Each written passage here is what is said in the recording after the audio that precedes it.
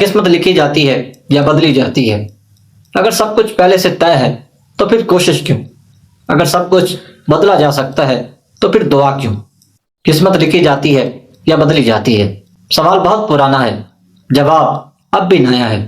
السلام علیکم، میں ہوں رضوان علی اور آپ دیکھ رہے ہیں رضوان جانی آفیشل سے۔ آج کے سوال میں جو آج ایک اسپیشل سوال ہے، کیونکہ آج ہمارے سوالوں کی 50 ہو گئی ہے۔ بہت پیار ملا آپ کا، کیونکہ ہمارے سوالوں میں ایک چیز کامن ہے، جو دل میں تو ہوتے ہیں مگر زبان پر کم آتے ہیں۔ اکثر لوگ کہتے ہیں جو نصیب میں ہے وہ مل کر رہے گا، لیکن کیا یہ سوچ ہمیں کوشش سے روک نہیں دیتی؟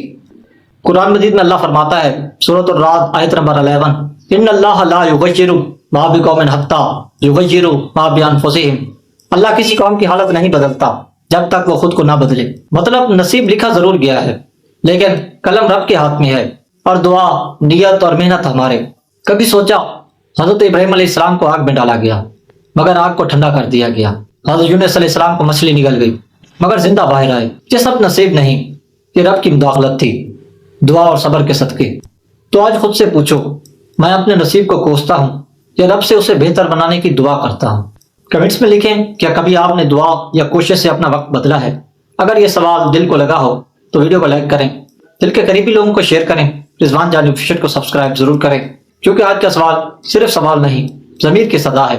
خدا نے دی اجازت تو پھر ملیں گے ایک نئے سوال کے ساتھ۔ اللہ حافظ۔